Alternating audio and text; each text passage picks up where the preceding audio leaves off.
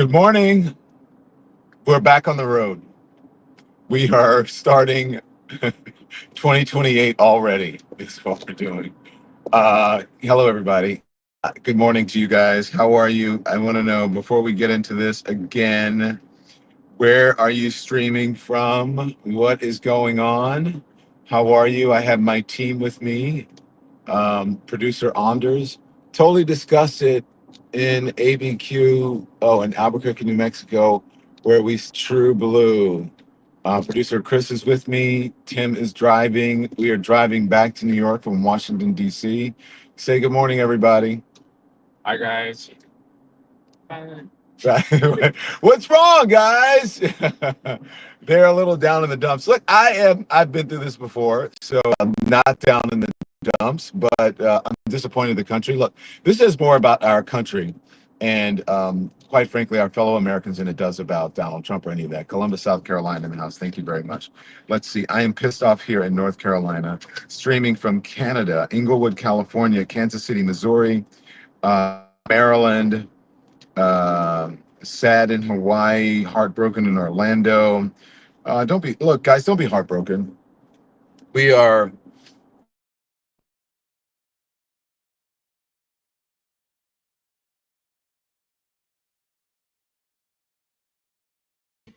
John, we can't hear you.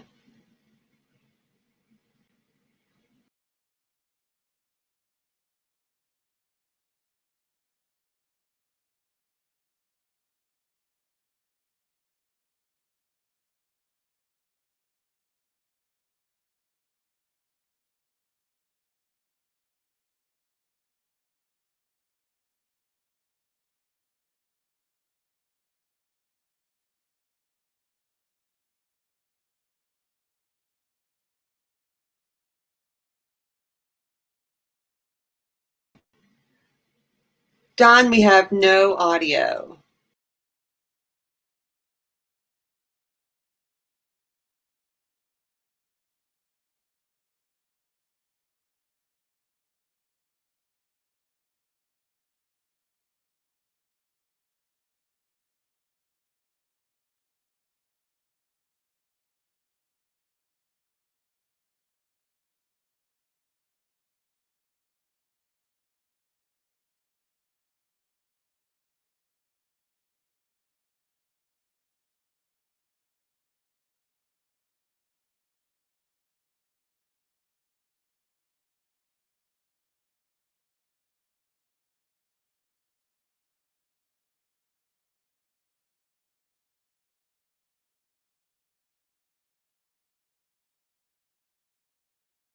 How is that now? Can you hear me?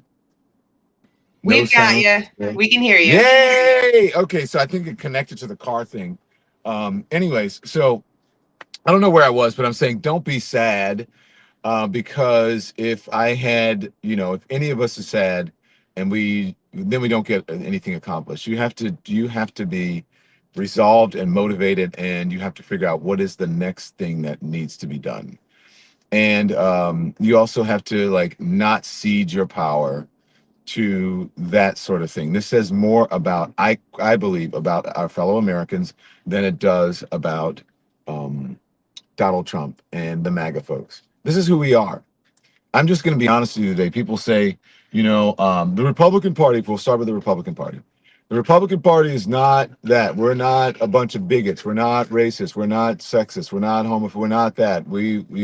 And it's not true. That the Republican Party is MAGA. And a lot of what happened is sure, of course, the economy, people are concerned about that. A lot of misinformation about a lot of things, the economy and on and on. Prices are up, but the rest of the economy is doing pretty well, but people aren't feeling it. So you have to respect that, whether it's real or not. Okay. But the other thing is that there is a lot of isms and obias and whatever that's part of it as well. I tend to think that there are demographics that are just not comfortable with a woman in power, as we saw with Hillary Clinton, who I believe was the most qualified person to run for president in modern history. And excuse me. So I believe that there's that. That's not all of it. And I believe, obviously, I know that there's racism in the country. I know that there's sexism and misogyny.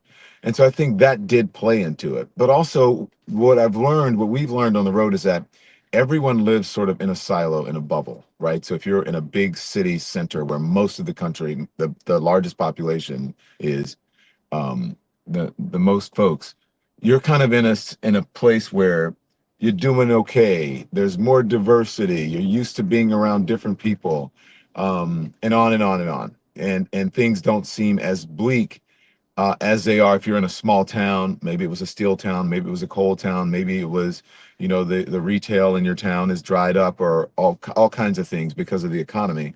You feel it more. And you hear about the big cities, right? That, oh, they're crime infested and it's just a hellhole and all of that. None of that is true about the cities. Okay, so there's a lot of misinformation out there. There's also, if you will, folks who are getting, excuse me, getting their information from, quite frankly, from social media, from YouTube, from streamers, from influencers, from podcasters, or whatever, who don't have to deal with truth. So, and facts. It's just sort of a narrative that you want to set, and they want to set, and they do it. And that's why people want Donald Trump to be president. They want fewer regulations on social media and all of these streaming media sites. Those who don't own the big corporate media, what they're doing is they're buying social media sites, and they're setting a conservative narrative for the country that many, especially young people, young men, are buying into. But also, it's just not the blame of, I believe, okay? And I'm not, trying to be Debbie Downer and hitting people when they're down. But it's also the fault of the Democratic Party, they're bad messengers, okay? Republicans are much better at messaging, whether that's positive messaging or negative messaging or whatever it is. They're much better at and Donald Trump is a marketing master. Republicans are really good at messaging. And Democrats, they let a lot of things go, roll off your back, turn the other cheek, that sort of thing. And they do it and they end up losing. The whole point of this is to win. And Democrats obviously are not good at it, okay? This is my friend who has been on our program. He's a friend of the show. His name is Tim Miller. They did sort of a post-election, like a post-mortem on what needs to be done. Now, this is just real talk. And you guys are free to disagree with me in the comments. I want to hear from you. I want to hear what you have to say. This is a free-flowing show where I'm going to talk to you. You tell me if you agree about messaging and what the Democratic, not just messaging, over-indexing on certain social issues that even I have been talking to you about, even as a member of the LGBTQ community, about pronouns and trans issues or whatever, whether it's real or not in our society, they are using it to sharpen their message. And quite smartly, although you may be disgusted by it, although they may be doing it, for nefarious reasons, for power and on and on and on, it's still real to a large portion of our country. Ajax says winning means playing dirty. Okay, let's see. But here's Tim Miller last night on MSNBC after Donald Trump was called the projected winner. Here it is. Actually worked in Republican circles. What is going wrong here on that front? And I just think the Democrats right now have to just reckon with the fact that there's a fundamental brand problem with the party as far as not reaching huge swaths of the country. Jim listed a couple of them with rural and Hispanics. But if you look at the exit polls, Trump gained with every demographic group except college-educated women. Everyone. Black men, Hispanic men and Hispanic women, non-college women. It wasn't really even a race and gender thing in particular. It was widespread. And there's a brand issue. And to your reference about my kind of time at the Republican Party, I look back at 2012 when we lost with Romney, right? And afterwards, we did the autopsy and we looked at it and we're like, we need to fix this little thing or that little thing. And that might make the difference if we reached out to this group more or that group. The reality was that the Romney-Ryan party did not appeal to broad swaths of the country. It did not appeal to black and brown Americans. It also didn't really appeal that much to working class Americans. Obama cut into his margins there. That's where the Democrats are right now. They get so when you say communicate, yeah, but it's more like we got to figure out how to talk to them. It's not about a talking points. Democrats have to think about how their brand is resonating outside of college-educated, urban and suburban, white America. Yeah.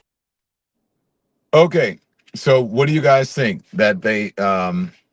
Someone said white lash. What does that mean? White lash. Why do you guys say that? Do you guys disagree with what Tim Miller said? I don't disagree with him. Tim Miller was a former Republican. He was, I believe, a spokesperson for maybe Mitt Romney or something like that, but for one of the Republicans. And then under MAGA, realized like the party was going off the rails and he did not want to be a part of it and really became a never Trumper. And now he's part of the Bulwark podcast. But I think he gives a very good analysis there.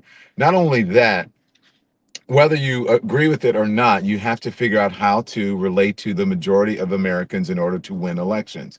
Whether the majority of Americans are bigots or racist or whatever it is, how do you relate to them? How do you talk to them? How do you somehow win them over? How do you understand what's going on with them? How do you get them to understand what it is that you may find, not attractive about what they think or how you can work together? When you go to your job every single day, most of you work with different people and you have no idea, for the most part, what they're thinking about.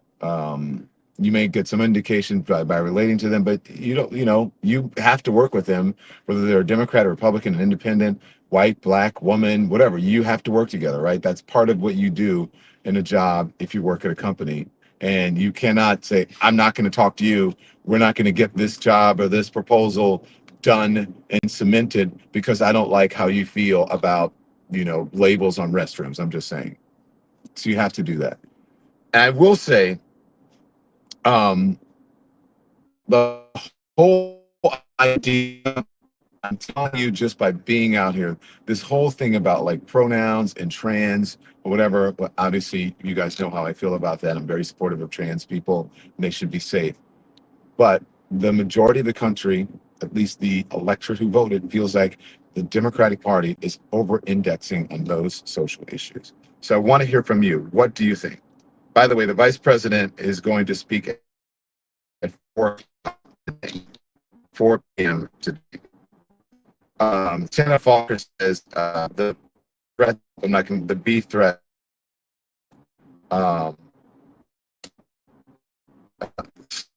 Slim says to get in tune.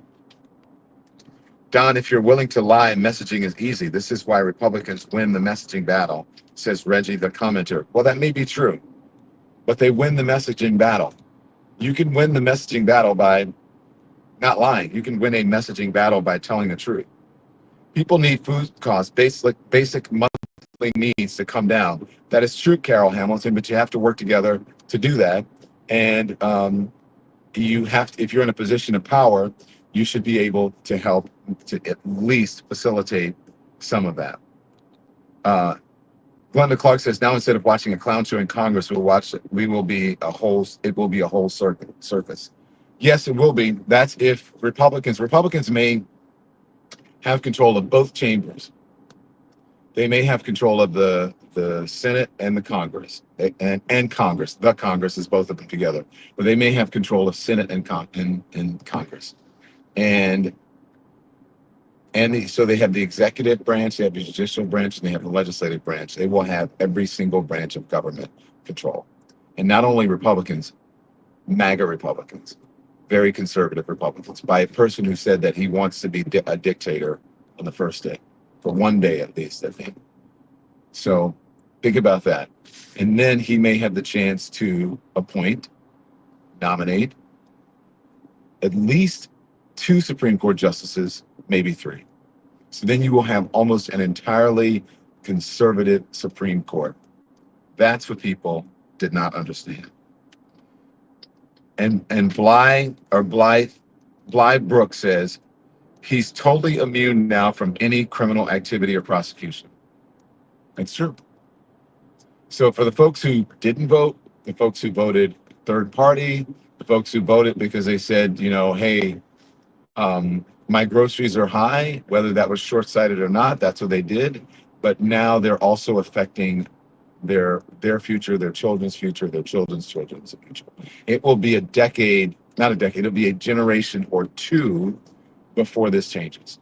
Because you have young conservative justices on the Supreme Court who are anti women's reproductive rights, who are anti um, affirmative action in both the workplace and in colleges, and who are extremely far to the right when it comes to LGBTQ issues.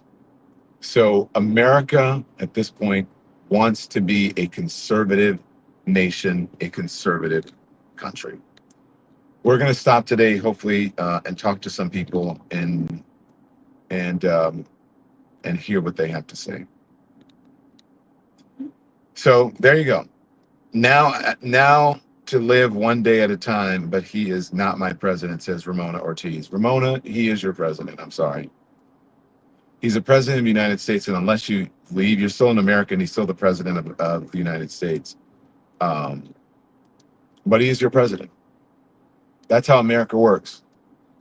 And last night, the Electoral College we say the Electoral College is minority rule.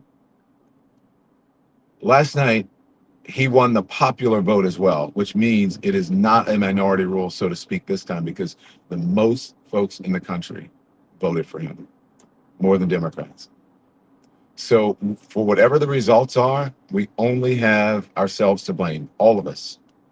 This is what America wants to be. The majority of the people in this country want a MAGA president. They want a president who is, they want a president who is a convicted criminal. They want a president who is a found liable for raping a woman. They want that. That's what they want. They want a president who's a philanderer, a cheater, a liar. That's what they want. So this is America. That's like, what's his name? This is America. What's his name? Huh? I know it's Donald Glover, but what is he? Childish Gambino. When Childish Gambino says this is America, it is. Sabrina Solomon says, Sabrina Solomon, thank you for your support of independent media. She said, if Tim knows so much, why did MAGA take over the Republican Party? Because that's what the Republican Party wants. That's what they wanted. They wanted someone to speak for them in that way.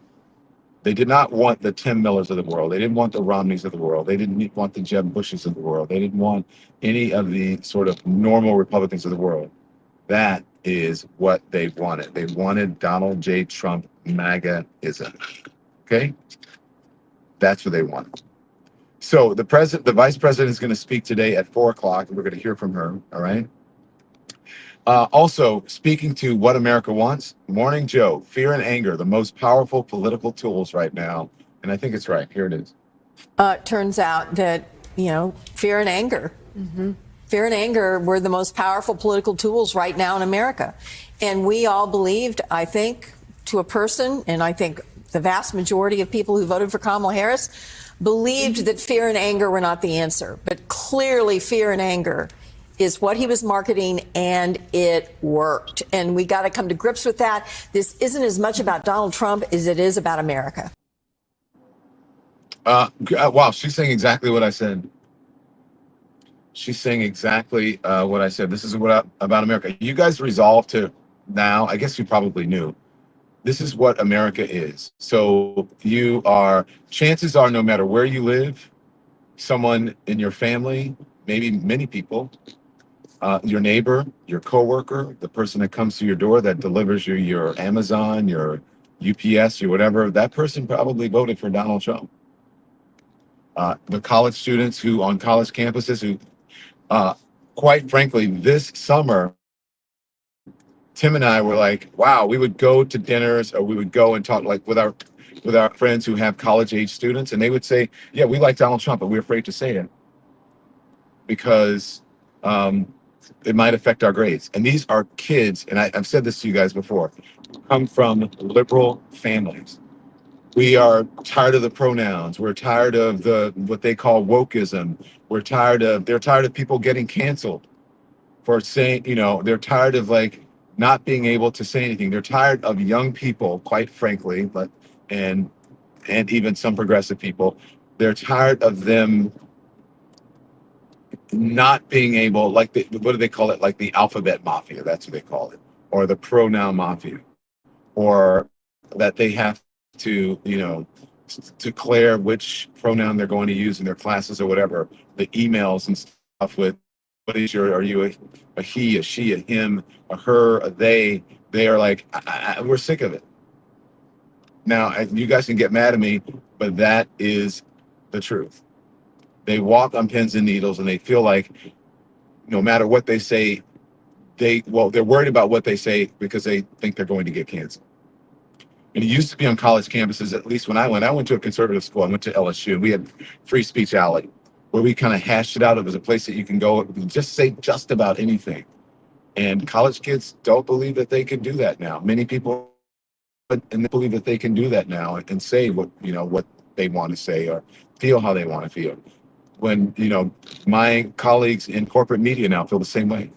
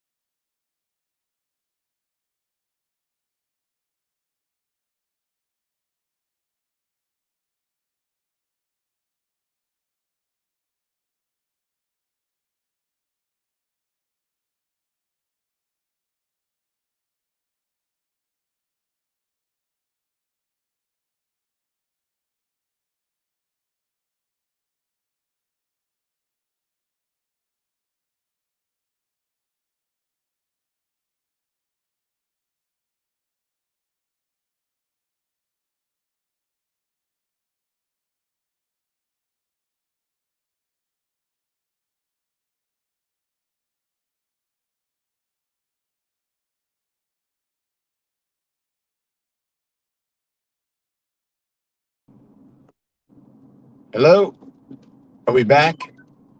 We are back. We've got you. Okay. Why is this on? All right. Okay, something is crazy going on here. I don't know what's going on, but so run the Morning Joe shot, please, Nikki, about this is.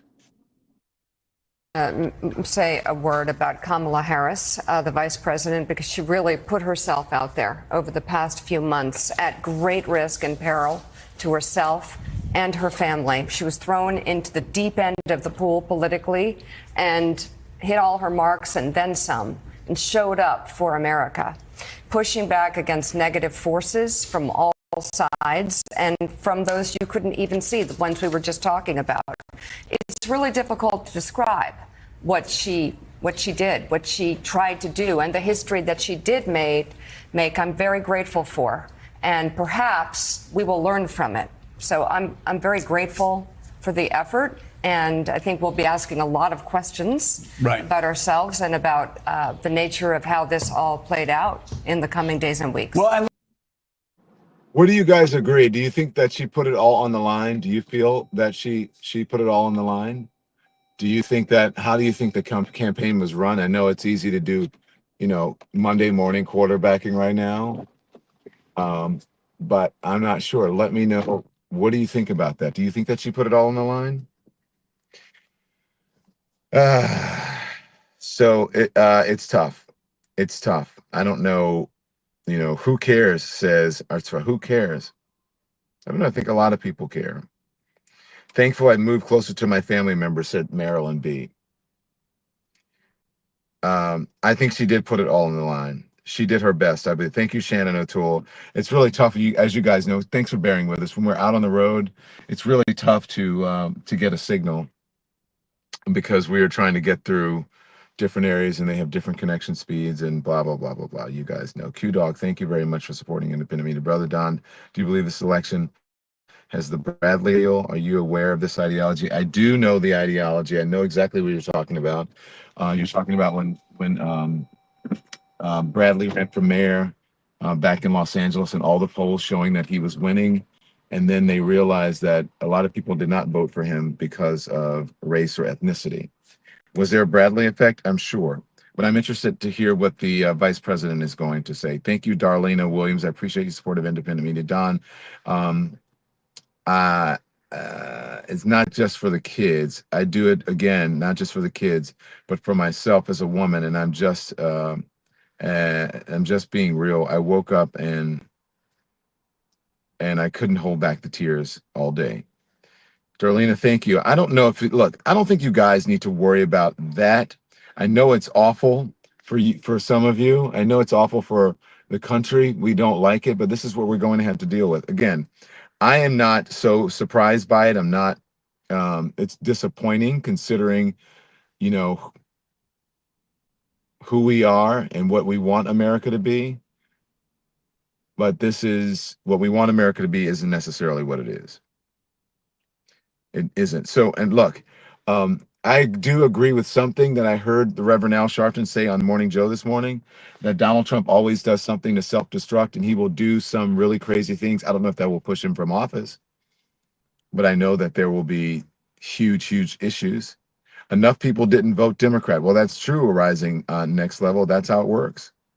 A lot of people did not vote Democrat because it shows. It shows in what happened. Okay. Also, this proves too. This is CNN. John King and Jake Tapper, my former colleagues, talking about just how much the vice president underperformed last night. She actually underperformed even more than Joe Biden. Here it is. Asked, are there any places that the vice president is overperforming Joe Biden in 2020? So we could show you that as well. We just bring that out here. Harris overperforming in 2020. Holy smokes. There you go. So let this go away and see if there's anything on the east side there. Literally nothing? Literally nothing. Literally not one county? I mean, what do you say? Do you guys think she was a good candidate? I know that here's the thing that I think she was a good candidate. I think she's smart. I think she would have been a good president. I think she would have surrounded herself with really great people. But I know that Barack Obama, former President Barack Obama, wanted an open convention going into the Democratic convention so that the Democrats could choose the candidate that they wanted. It did not work out that way because they believe that that Joe Biden, President Biden, put his thumb on the scale.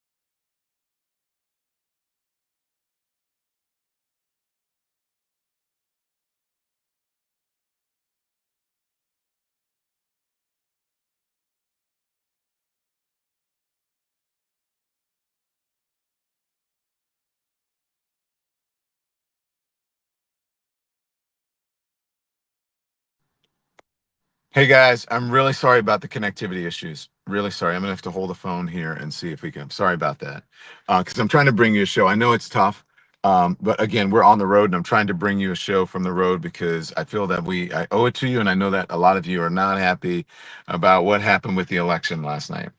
So we sort of pulled over, and then I'm gonna finish this as quickly as possible. Yeah. So you're safe. You are rich. We, the seniors who, depending on Social Security, are doomed. I am right now, can't get a job due to racism or age or whatever. America will crash now. That's what make me laugh too, sis. Listen, I don't know what the situation is. I think that, look, yes, there are many of us who are in positions of privilege and who are going to be okay, and there are many of us who are not. I'm very aware of that. And so I think it is awful for a big portion of our country. And it's awful for a lot of people who are part of underserved communities, and people who have to, deal with situations that, are untenable. I completely understand that.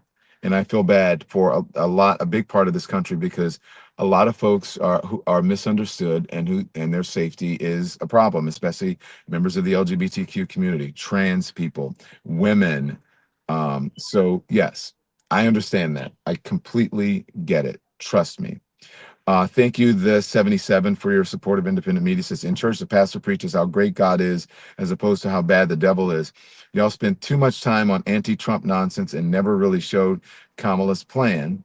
Many of us left the left after Yang and Bernie. I understand that. Yang and Bernie are further to the left than the left, which the problem for this election, if you look at the numbers, quite frankly, the 77, was that they believe that the Democratic Party is too far to the left. They believe that the party is in trouble, the country is in trouble because of policies like those of Bernie Sanders and Andrew Yang.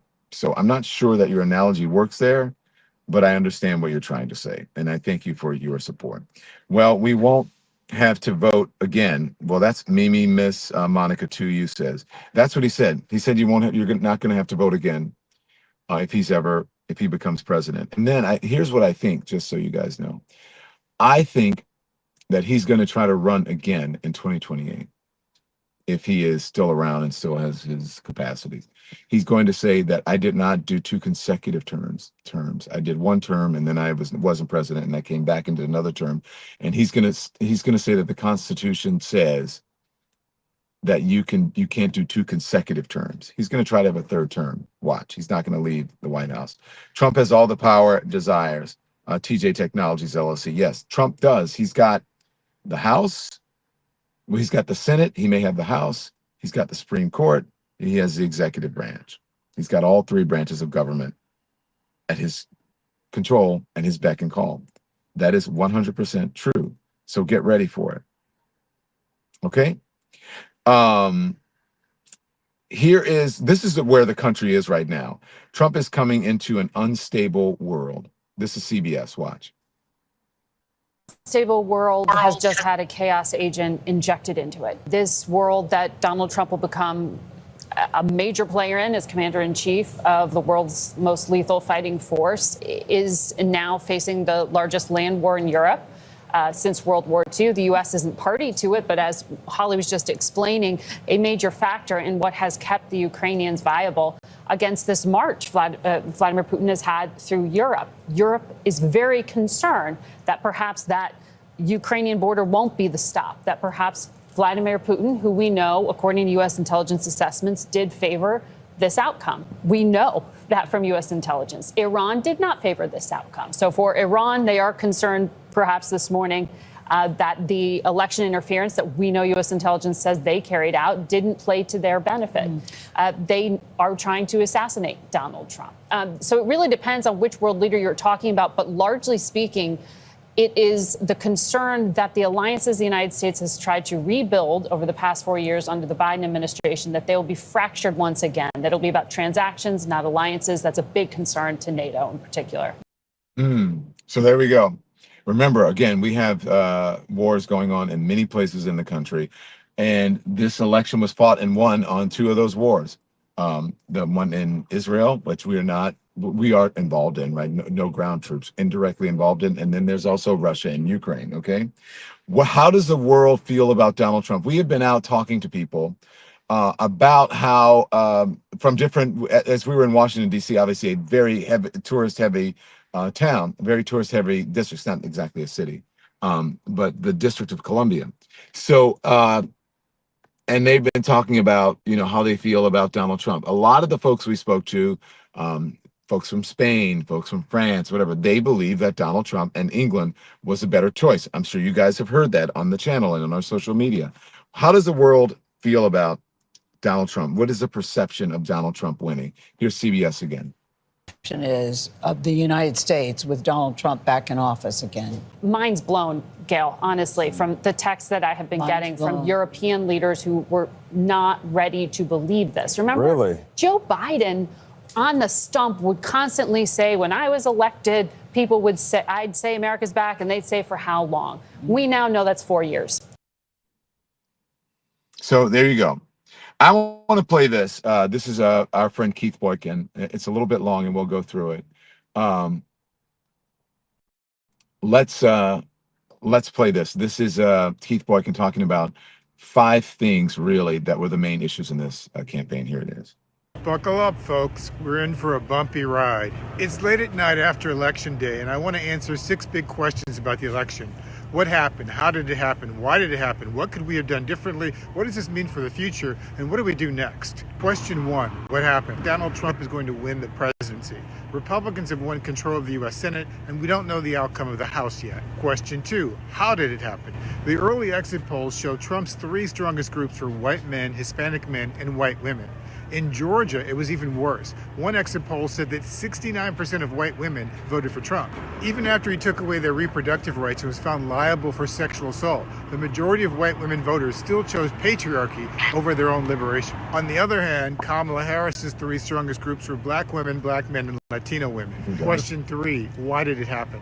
This is a tricky question to answer before all the data is collected, so let me just say this. Some people are blaming inflation and the economy for Trump's success. I don't buy that because black voters are more negatively affected by inflation and the economy than white voters, and we voted overwhelmingly for Kamala Harris. In fact, I don't think it was about issues at all. If you look at policy alone, nearly all of Harris's proposals get majority support, but only half of Trump's did in the recent Washington Post survey. Missouri voters approved a measure to increase the minimum wage, which Harris supports, but still voted for Trump for president. And the majority of Florida voters cast ballots to protect abortion and legalize marijuana, even though they didn't reach the 60% threshold for a constitutional amendment. Those are Democratic positions. Let's be real. Trump doesn't represent policy, he represents cultural resentment against the changing America. Question 4, what could Harris have done differently? There's going to be a lot of debate about campaign strategy, but it's too early to draw definitive conclusions. One Republican complained that Harris should have run a more centrist campaign. I disagree. I think she bent over backwards to accommodate centrists and Republicans. On the other hand, critics on the left argue that she should have run a more progressive campaign to motivate the base. And that's complicated too, because doing so would definitely have cost Democrats the Senate in those tough red states. But the truth is, I don't know that any of that matters. Harris had little more than 100 days to introduce herself to the public and mount a presidential campaign against a powerful white man who was a former president of the United States, bankrolled by the richest man in the world, Elon Musk. In spite of those obstacles, she raised $1 billion, drew huge crowds, and generated excitement in a race that was lifeless before she entered. Trump did everything wrong in his campaign, and it didn't matter to the majority of white voters. He got indicted 4 times, got convicted of 34 felonies, lost the debate to Kamala Harris decisively, according to all the polls, couldn't articulate any more than concepts of a plan for health care after 10 years of running for president, flip-flopped repeatedly on abortion, refused to answer a basic question about the minimum wage, simulated a lewd sex act on stage, refused to apologize for a speaker at his rally attacking Puerto Ricans and Latinos, joked about shooting the press, picked a running mate who called him America's Hitler, and was outed by his own former chief of staff for saying Hitler did some good things. Nothing mattered because it was never about issues. White America has been lecturing black people about crime, morality, and patriotism for years, and then they vote for a convicted criminal, sex offender, and insurrectionist to be the president. No black person or woman with Trump's track record and 2 impeachments would ever be nominated, much voiceless elected president. That's why it's not about policy. It's about race and gender and the changing America. Donald Trump is the avatar of white supremacy. And the fact that a small but significant percentage of black and brown people were willing to excuse or embrace his racism, sexism, and xenophobia doesn't disprove that. It just reflects how some of us have assimilated into the same white supremacist beliefs. Question 5. What does this mean for the future? First, Trump will be able to appoint a new attorney general who will fire special counsel Jack Smith and dismiss the criminal charges against him. Second, with the new Republican Senate, Trump will be able to appoint several new Supreme Court justices who will be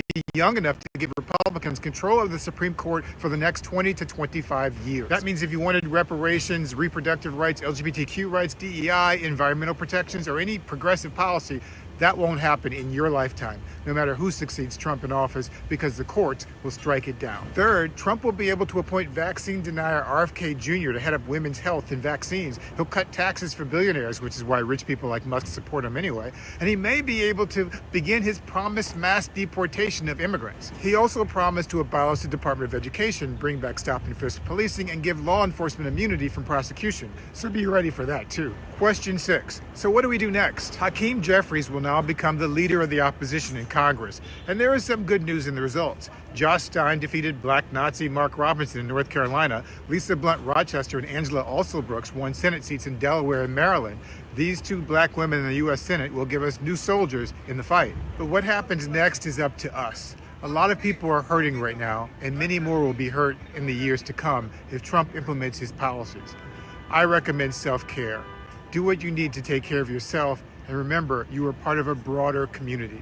We have to be there for each other in these trying times. As I said in my final video before the election, this is not a sprint, it's a marathon. And no matter what happens in the days to come, I am clear and certain that we are on the right side of history. Don't give up. Live to fight another day. I know that was long, but I wanted to play it. Keith Boykin is a friend, and I think he's right on most of the points, especially the points about this is, again, as I've been saying, this is what America wants. So look, I believe in reality, okay? So you woke up to a result, or you went to bed with a result that you didn't like. But again, this is who we are. We have to figure out how to live in this world with who we are and what we do next. This is America. I keep saying that. This is America. Very good question before I let you go is from Sulja1. Sulja1. And by the way, thank you so much for very, very generous support for independent media. Sulja says, will Trump ever allow a fair election again? He has so much power now. I saw Hong Kong lose democracy within a year. It can happen quick. No. I do not believe that we will have another election in the traditional way, in a democratic way that America, I don't believe that.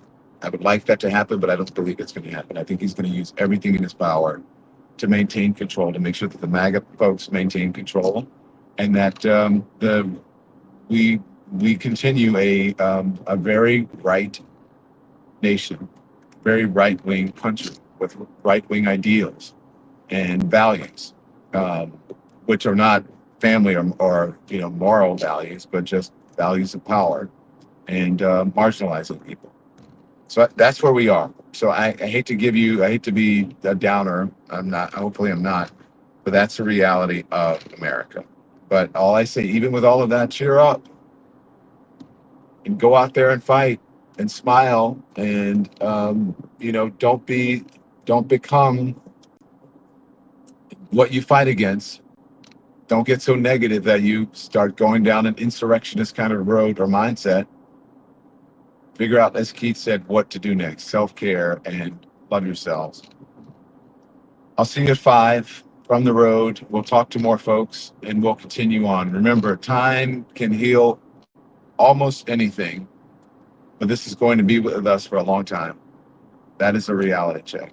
Okay? So thank you, especially for all of your generous support of independent media. Thank you for sticking with us. We're going to continue on. We're going to keep building the Lemonheads and the Lemonation. We're going to keep doing our stuff from the road and talking to people and getting a pulse of what we're trying to do is establish a dialogue between disparate groups, different people in the country, and to listen to our fellow Americans. And so we'll do that with a class and aplomb and an open mind and an open heart. Okay, so thanks for joining. I'll see you later, live at 5 Eastern here on all of the platforms. Okay, thank you. Bye. Thanks for watching, everyone. Make sure you hit the like button. It helps us with the algorithm. And also, we'd love for you to become a subscriber. So hit that button too. We're live every day at 10 a.m. Eastern Time and 5 p.m.